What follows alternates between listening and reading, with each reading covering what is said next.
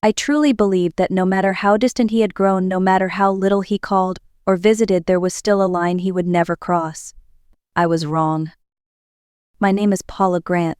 I am a mother, and for most of my life I measured my worth by how useful I could be to my only child, Logan Grant. Even after his father passed, even after he built a life that seemed to have no room for me, I kept telling myself the same quiet lie. He is busy, he is independent, he still loves you in his own way. Logan was never an affectionate child. He did not run into my arms or ask for advice. He observed, he calculated. When he grew older, I told myself that distance meant maturity, that silence meant strength. It never occurred to me that silence could also mean something else entirely. 3 years ago, Logan married Vanessa, and from that moment I felt myself slowly erased.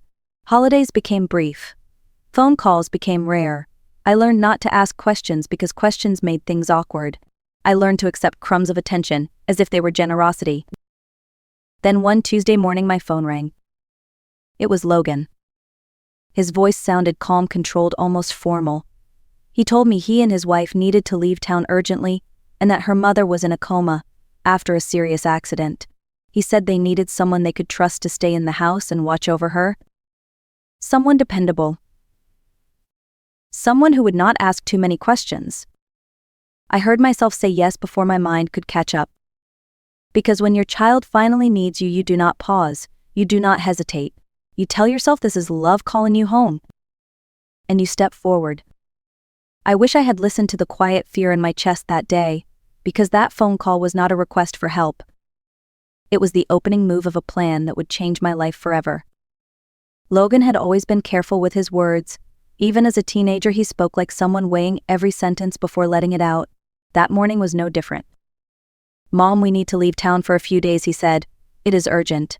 Vanessa's mother had another episode. The doctors say she is stable, but she cannot be left alone." There was no panic in his voice, no fear, just information delivered calmly as if he were reading from a list. I asked how long they would be gone. 4 days, maybe 5, he replied. "The nurse will come twice a day.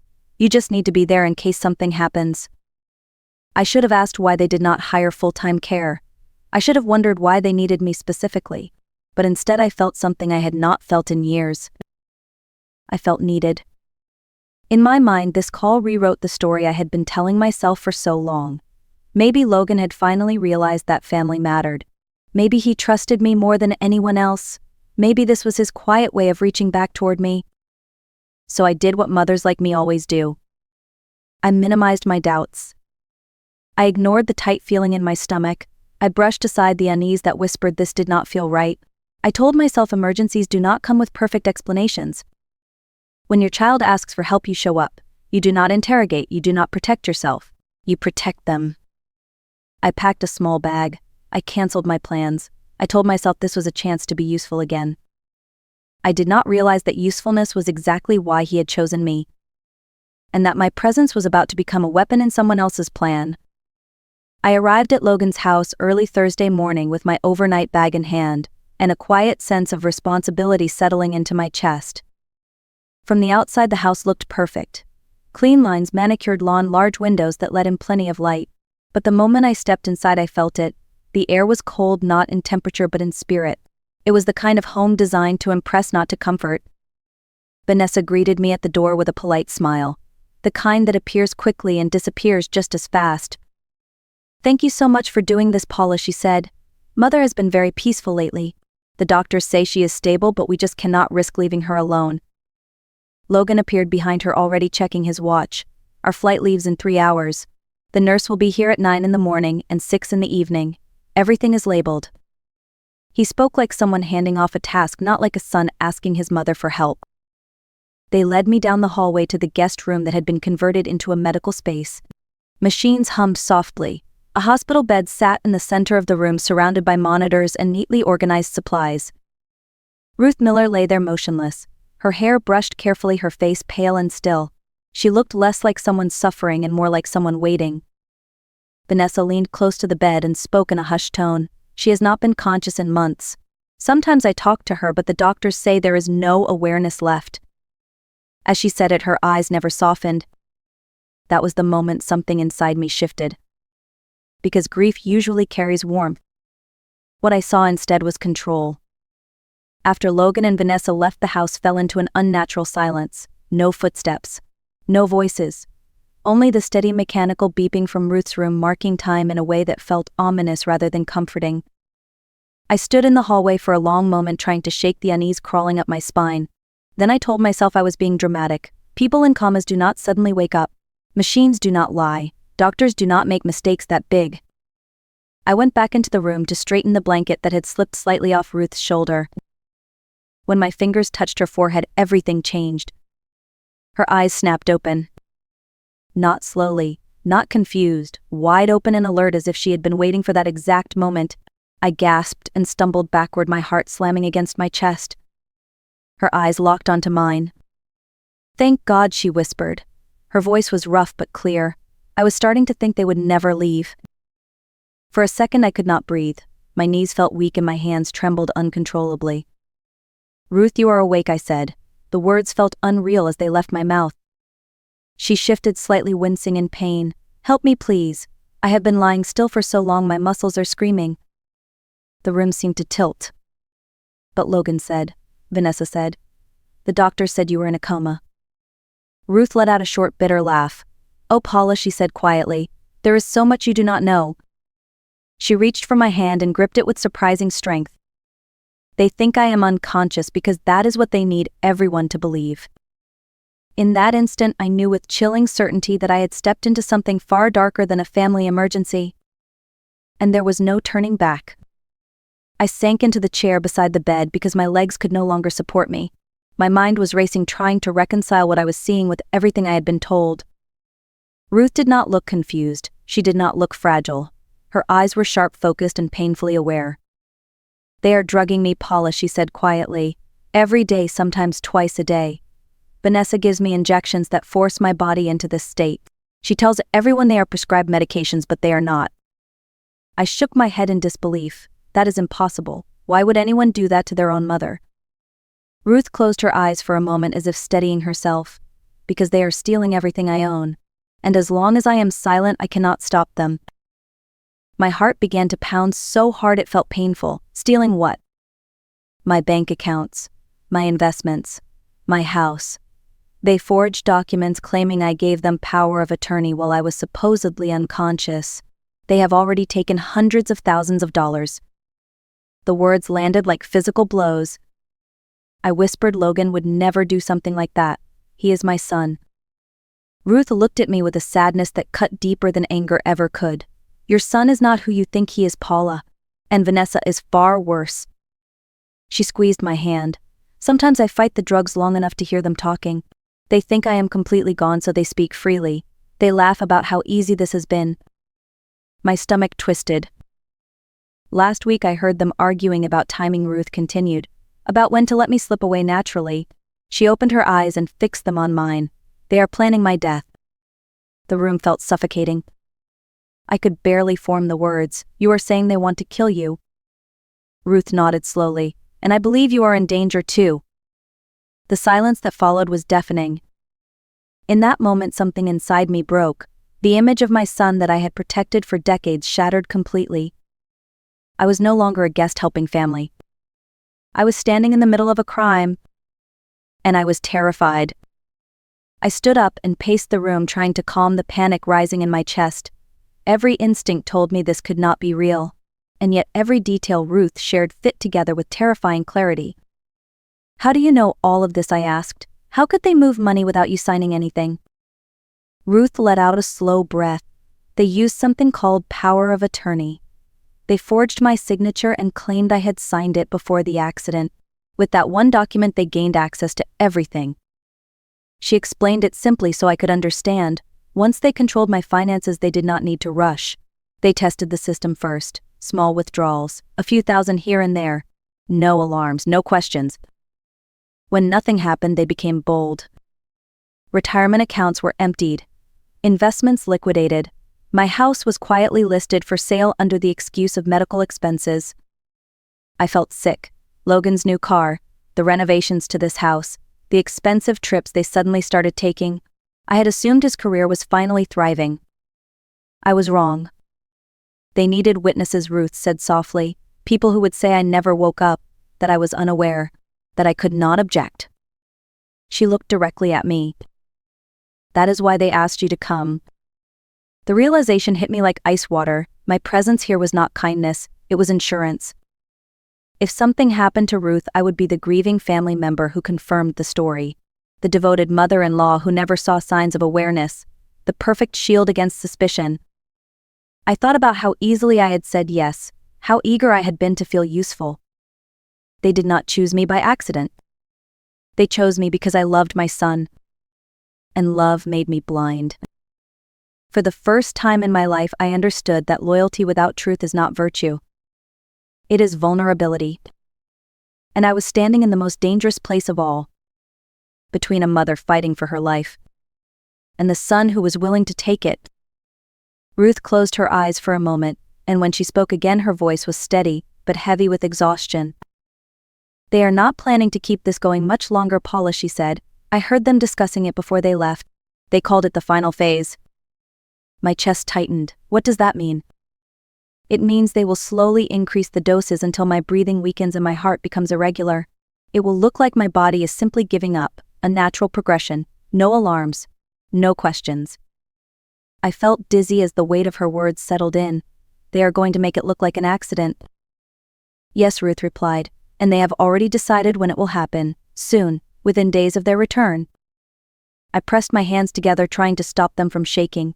And where do I fit into this? Ruth looked at me with painful honesty. You are the witness, the loving mother who stayed by my side, the one who will say I never opened my eyes, that I never spoke, that I passed peacefully. My throat closed. They are using me to erase you, I whispered. Ruth nodded. They know you are trusted. They know no one would question your word, especially not when you are grieving. I thought about Logan's voice on the phone. Calm. Controlled. Certain. He had already written the ending of the story and cast me in my role without asking. And if I refuse, I asked? Ruth hesitated. That silence was answer enough. Paula, she said quietly, I believe if you become a problem, they will find a way to remove you too. In that moment, fear transformed into something else. Clarity. This was no longer about money or betrayal. This was about survival. And if I did nothing, an innocent woman would die. And my silence would make me complicit. I stood there staring at Ruth while my mind raced through every possible outcome, calling the police, running out of the house, pretending I had never heard any of this. Every option carried risk. Every option felt terrifying. I am not a brave woman, Ruth, I said quietly. I have lived my life avoiding conflict. I raised my son to stay out of trouble, not to confront it. Ruth reached for my hand again. I know. That is why they chose you. They believe fear will keep you silent. Her words settled heavily in my chest. You still have a choice, Paula, she continued. You can leave. You can tell them you cannot handle this and walk away. I will not blame you. I imagined packing my bag and driving home, closing my door and pretending this nightmare never happened, letting the system handle whatever came next. But I already knew the truth. There was no system here, only manipulation dressed up as care, lies dressed up as medical necessity. If I left, Ruth would die. I looked at her fragile body and then at her eyes still burning with awareness and will. Something inside me shifted. The fear did not disappear, but it changed shape. I will not walk away, I said slowly. If they are using me as a witness, then I will become the wrong one. Ruth's grip tightened. That is all I need, because I have been preparing for this moment longer than you know. She took a steady breath.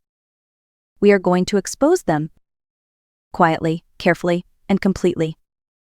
For the first time since Logan called me that Tuesday morning, I was no longer reacting. I was choosing.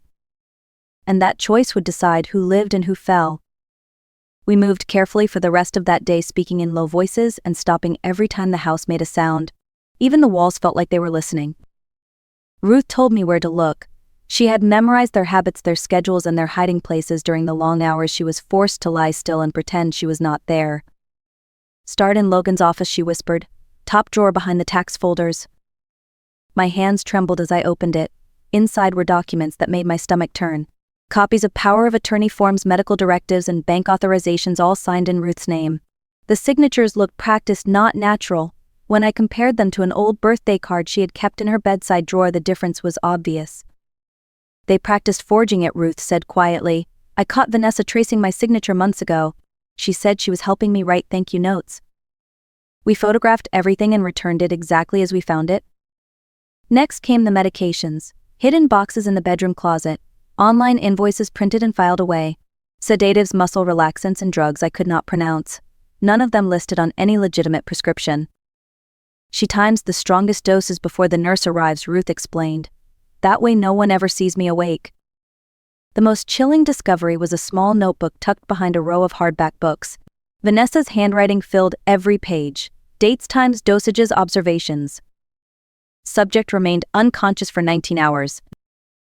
Increased dose tomorrow. Begin final phase after return.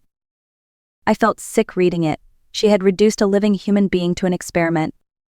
By the time we finished, my fear had hardened into something steadier, determination.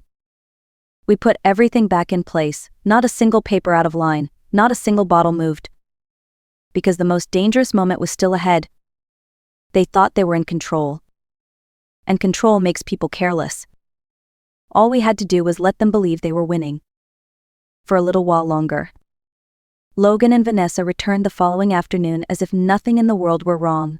Suitcases rolled across the floor, laughter echoed briefly down the hallway. To anyone watching from the outside, they looked like a couple relieved to be home after a stressful trip. Logan hugged me quickly. Thanks again for everything, Mom. You have no idea how much this helps us. His voice sounded warm, familiar, convincing. Vanessa went straight to Ruth's bedside, her face already arranged into an expression of concern. Has anything changed? She asked softly. Any signs of awareness? No, I replied evenly. She has been very peaceful.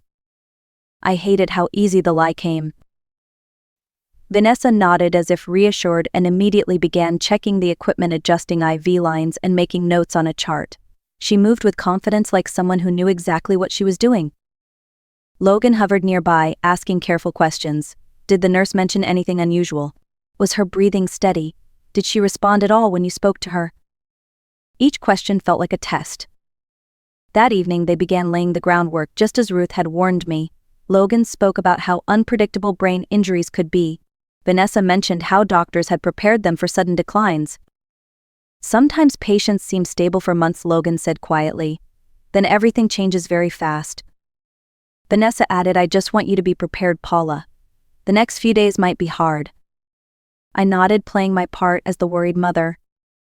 Inside I was counting every word. Because each sentence they spoke was another thread tightening the net around them. They believed I was still blind. They believed Ruth was still silent. And that belief was about to cost them everything. That night the house felt heavier than before, as if it were holding its breath. Even the lights seemed dimmer, casting long shadows along the hallway leading to Ruth's room. After dinner, Vanessa announced it was time for Ruth's evening medications. She spoke casually as she prepared the syringes, lining them up with practiced precision. Each movement was calm, controlled, and terrifying. This might be a good time for you to observe, Paula, she said, in case you ever need to help again. Logan stood in the doorway watching me closely. His eyes were sharp now, no warmth left in them. Vanessa explained each drug in a soothing tone. Pain management, muscle relaxation, sleep support. Her words were gentle, but her hands told a different story. She measured carefully, adjusted the dosage, and smiled faintly as if satisfied. I felt my heart pounding so loudly I was sure they could hear it. As she moved toward the IV line, Logan spoke. Mom, we need to talk after this. About what happens next. My chest tightened. What do you mean? He lowered his voice. Ruth is not going to last much longer. And when it happens, we will need you to help us explain things. No confusion, no doubts. Vanessa paused and looked at me. You want to help us do the right thing, don't you? The threat was clear even without words. I nodded slowly. Of course. Inside, every instinct screamed. Vanessa raised the syringe toward the IV port. This was the moment Ruth had warned me about. The point of no return. I stepped closer to the bed and said softly I would like a moment with her first. Logan hesitated, then nodded. Take your time. I leaned down, brushing Ruth's hand as if saying goodbye. And I whispered one word. Now. The room was about to change forever. Ruth's eyes opened instantly. Not slowly, not weakly, she sat up with a strength that sent the color draining from Logan's face. Vanessa screamed and dropped the syringe. It clattered across the floor, spilling its contents like water that could no longer drown the truth. "Hello, Vanessa," Ruth said calmly. "You look surprised." Logan staggered backward. "This is not possible. You are confused. You are brain damaged." "Am I?" Ruth replied evenly. She reached to the bedside table and picked up a small recording device. "Then perhaps you can explain this." She pressed a button. The room filled with Logan's voice, recorded clearly and unmistakably.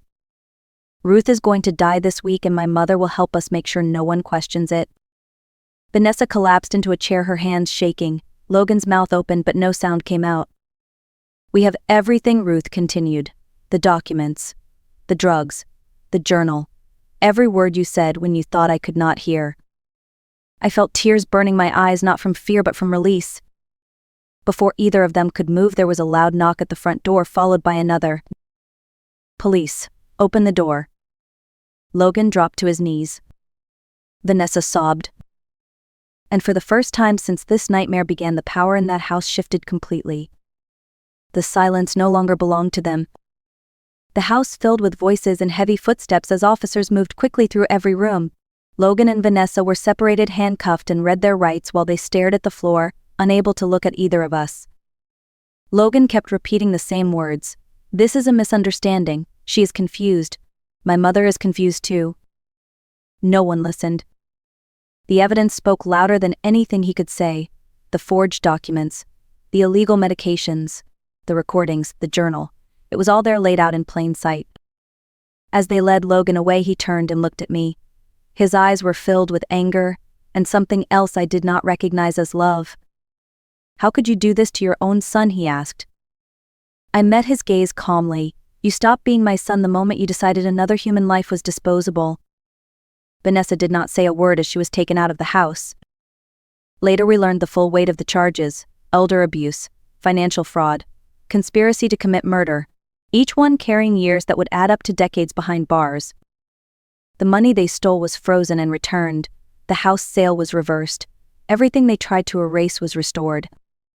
Justice did not arrive loudly. It arrived thoroughly. And it stayed. The house felt different once they were gone, not empty, peaceful, as if something poisonous had finally been removed from the air. In the weeks that followed, Ruth's recovery surprised even her doctors. Once the drugs were out of her system, her strength returned steadily. She spoke clearly, remembered everything, and reclaimed control over her life piece by piece. As for me, I had to grieve someone who was still alive. Letting go of the son I thought I had raised was harder than I expected. There was no funeral, no ritual, just the quiet realization that the boy I loved no longer existed in any form that mattered. Ruth and I spent a lot of time together during that period, talking, sitting in silence, learning how to breathe again without fear. We were bound by something deeper than circumstance. We had both been underestimated, controlled, reduced to roles others thought we would accept. 6 months later, we stood side by side on the edge of a windswept cliff overlooking the ocean, two women who had survived betrayal and refused to be buried by it. For the first time in years, I felt light. Not because everything was perfect, but because everything was honest. Healing does not mean forgetting. It means choosing yourself after someone else tried to erase you. And that choice changed everything. People often ask me what hurt more, the betrayal or the fear. The truth is neither. What hurt most was realizing how easily love can be used against you when you are taught that loyalty means silence. When you believe being a good parent means never questioning your child even when your instincts are screaming. I learned something too late, but I learned it fully. Love does not require blindness. Family does not excuse cruelty. And silence does not make you noble when it protects harm. If I had ignored that moment when Ruth opened her eyes, if I had told myself it was not my place to interfere, an innocent woman would be dead, and I would be living with that truth forever.